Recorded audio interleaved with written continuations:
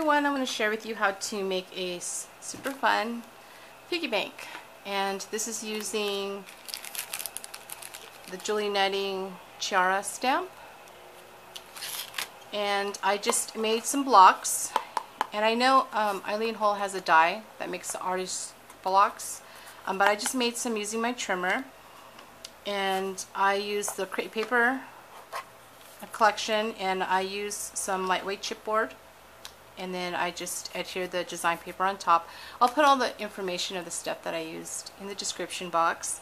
And then here's Chiara, and then I added some flowers, a crochet heart, Ashley's first letter of her name, and then this is using the Tim Holtz bow die, the smallest bow. And then on the back I used Eileen Hull's repositional magnetic die, which is the money slot and frame die. So she has the little cute little money slot die, and it makes a little slot to put your money in. And I thought it was super cute, and I love how it turned out. So I made another one, but this one's a little bit different. I made this one using the new Prima Doll, Adara. And this collection is actually, I think it's Kaiser Kraft. Again, I'll put the information down below.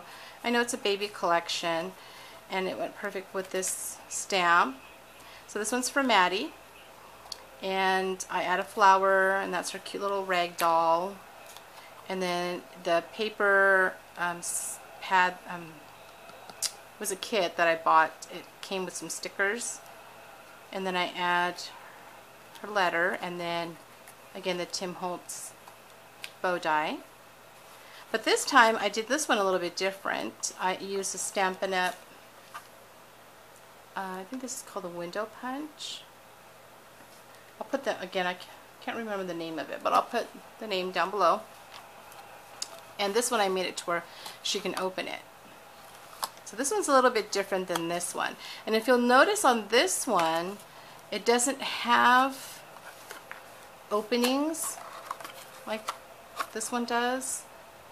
And I didn't really like this too much, so I made this one to where it doesn't, you can see it doesn't open. It's actual complete block, except for this part, of course, that opens in the back, but you don't see any openings on the side. So we're going to make that today, and I'll show you how to do that. So there's two different ways that, that I did it, and you'll see in the back. I like the way this one looks because it's smaller, but I also wanted to try it with this punch. And it's not too bad. I like it. Again, you can make these blocks even bigger if you want. And it makes a cute display in the room, or you can just do an artist's trading block and just decorate it however you want, and it makes a cute display in your craft room. Or if you want to do a swap, that would be fun too. So I'm going to show you how to make this. So we're going to make this one, the one that has the little opening in the back, and then we're going to use a Stampin' Up! Punch. Okay, so I use this old collection by Brenda Walton. It's one of my favorites from her. It's the Madeline collection, and the largest paper is 8.5, so this worked perfect for this project, because this paper pad's 8.5 by 8.5. So we're going to need this punch right here. I also created a little template, and so this basically is 2.5 by 2.5, and then I just pre-punched the hole, and I'll show you how I used it. So you'll need, have that in handy. And then the glue that I use is just this tacky glue by Aleene's. So let me show you. Okay, so the pieces that you're going to need, and like always, I'm going to put it in the description box, the sizes. This is going to be the bottom box, which basically is 2.5 by 2.5. So we're going to need one piece. There's going to be a larger piece and a smaller piece. So the larger piece, this is 3.5 by 8.5. And then the smaller piece is 3.5 by 7.5. Okay. So on the 3.5 by 8.5, I just use my Martha Stewart small scoreboard to score the lines. This piece of glue out of here. We're going to put it on the 3.5 inch side, and you're going to score it 1/2 inch and then 3 inches. So basically it's 1/2 inch on both sides. And then you're going to turn it to the 8.5 inch side, and you're going to score it at 1/2 inch and then 3, and then at, let's see, what is that, 5.5? Yeah, 5.5. Okay. And then what you're going to do is, this is where I took the template. So I took the template and I placed it right on top of that 2.5 by 2.5 square, and then I just punched the hole.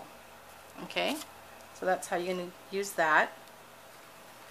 And then let's go ahead and I'm going to tell you the measurements, the scoring on this one. So this one is a 3.5 by 7.5. So on the 3.5 inch side, you're going to score it again at 1/2 inch and then 3. And then you're going to turn and score it at 2.5 and 5. Okay, so those are those measurements for the large box. Now to cut it, the cutting is going to be the same on the other 2 boxes. So what we're going to do for the larger piece, you're basically going to remove the ends. So you only need the middle tabs. Okay, so what I do is I cut at an angle. So I went ahead and fold, all my scored lines just to kind of save time. Oh, this one I didn't fold. Just fold that one. Okay, so I'm going to cut at an angle. So I cut at an angle. And then you're just going to remove this part right here. And then you're going to cut at an angle again. Okay, so it should look like that. You're going to do the same thing to this end right here. So I cut again at an angle. It just makes it easier to close the box. And then cut this out. And then cut at an angle. So it should look like that. And then just do the same thing on the other side. Cut at an angle. Cut this.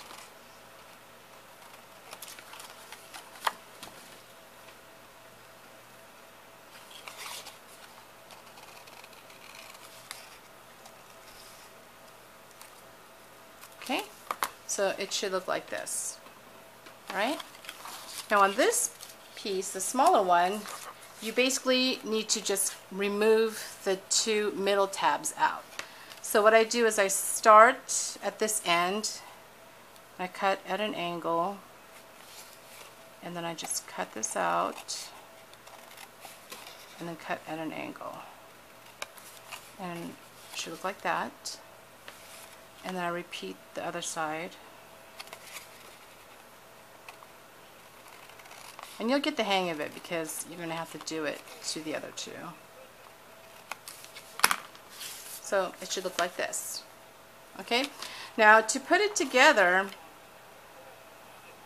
what I do is I take this end right here, okay, and I basically, no, actually, I'm sorry. So line it like this, and I take this end right here and I line it with this end. So it kind of should look like this when you glue it together. Okay, so I'm just going to take my adhesive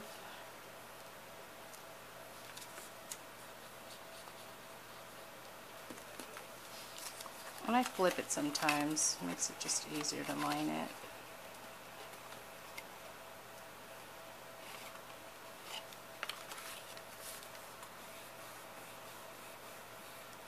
Okay, and then we'll put that tab down.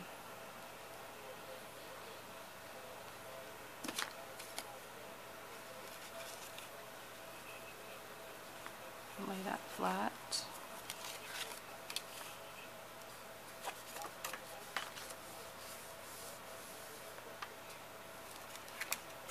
Okay, so it should look like this. So the cool thing about this is if you wanted to do like an artist trading block swap and you just wanted, you know, no decoration like this, and you just basically want to do like a mixed media kind, you would just you can ship it out flat like this, and I thought that would be pretty cool if you wanted to do that. And then once the recipient receives it, they can just adhere it together. So that's an option. Okay, so let's add adhesive to these tabs right here. So we'll put the rest of it together.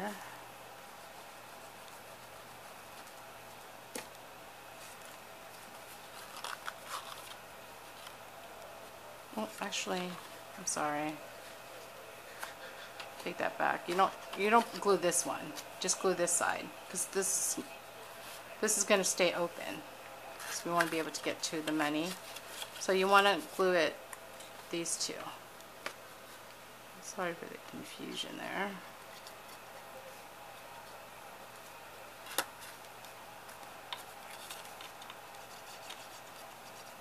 Just add it to those 3 tabs and do that. Okay, and then you can just press it if you want. On the inside, just use my phone holder. Just pushes that tab down.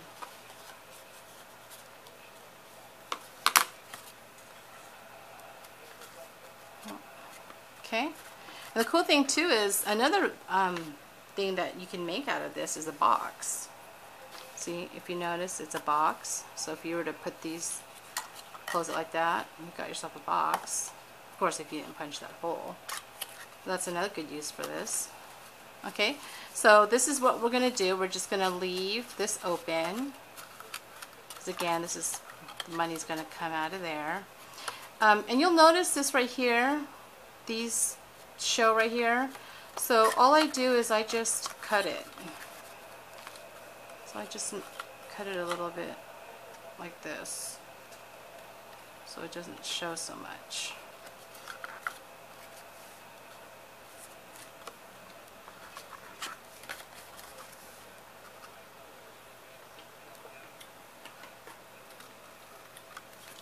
Okay, so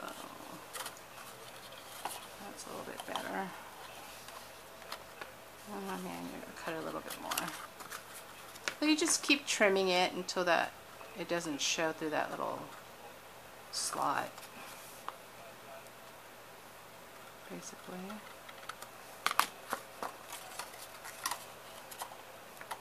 Yeah, it's a little better. Okay, so it should look like that. So that's your little bottom box.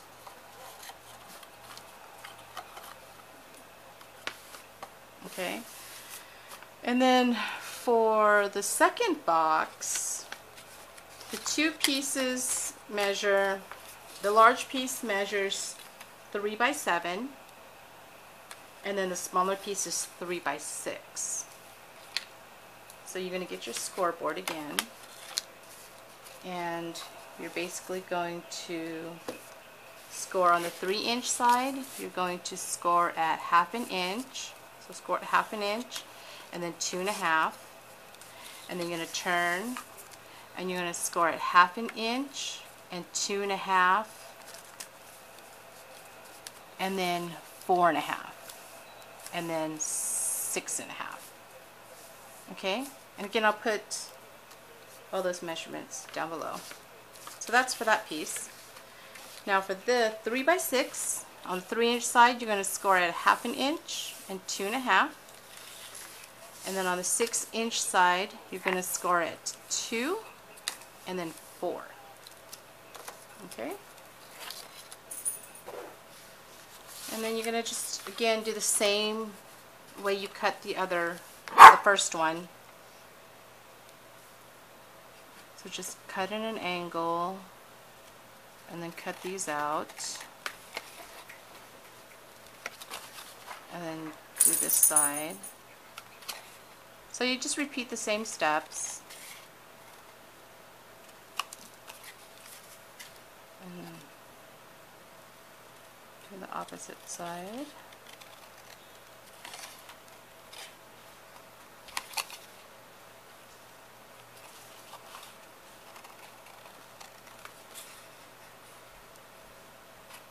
Okay, and then this piece, again, you're just removing the middle tab. So you just cut those out.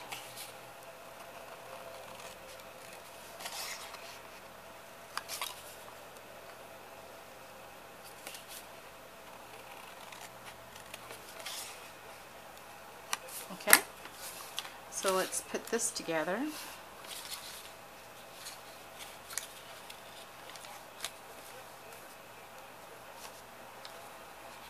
Glue.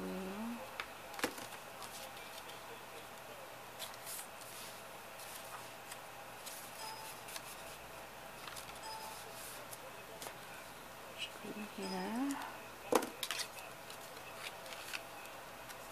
And you'll notice you'll get faster and faster, because after doing the first one, the other two are just easy.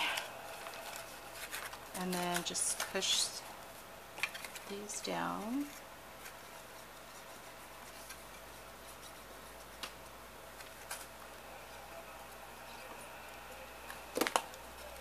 And if you want to make it a little bit more, if you don't want to layer the paper, but you want to make it a little bit more sturdy, you can stuff tissue in here if you want, or just even one of those pebbles just to put weight on it.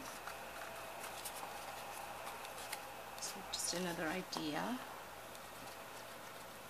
because paper is pretty thin, especially if you're not layering it with lightweight chipboard or cardstock.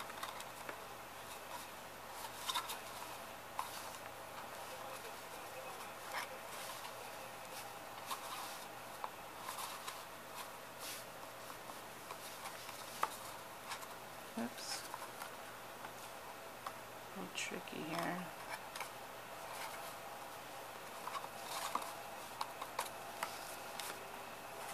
Okay, the trick to not getting this to go down is I push it back like that, and then I adhere it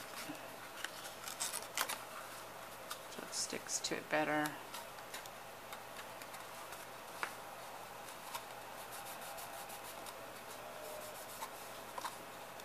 Okay, so that's the second box, and then we'll make the last one.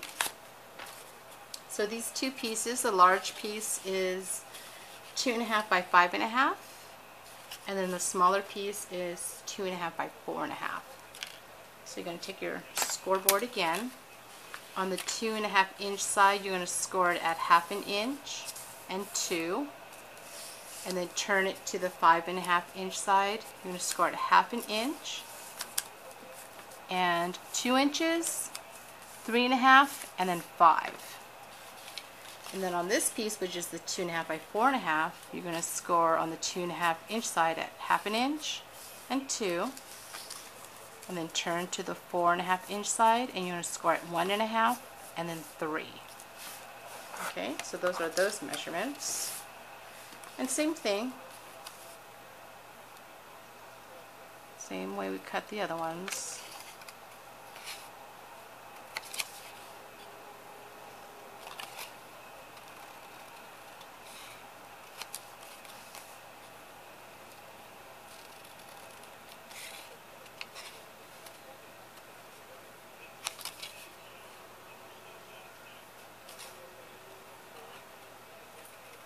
So basically, if you wanted to do like I did on this first one, where you don't really mind those little holes, there's no closure there, then basically the only thing you would have to cut is basically the sides right here.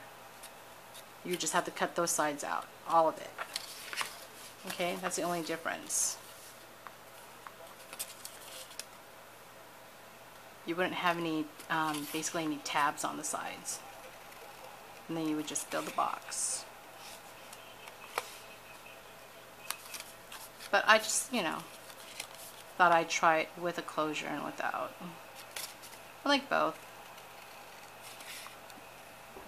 Both ways work.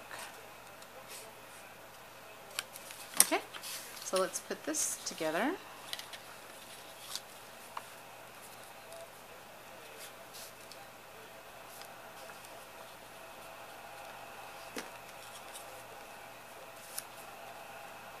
Repeat like we did the last 2 times.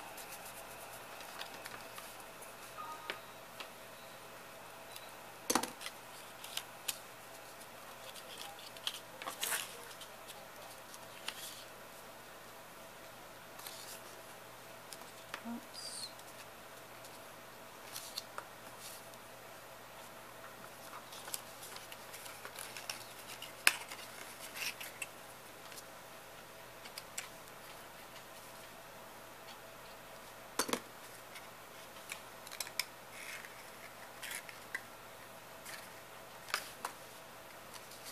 Take my bone folder and press it.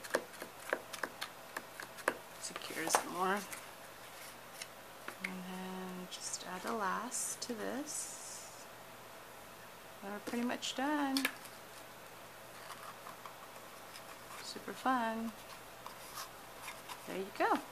It's a little one. It's the 1.5 by 1.5. So then all you would do is just take your little blocks and hot glue the bottom, like so. Do it like that. And then you would just take your dolls and place her on the block like I did. I just glued her down. And then add your little flowers.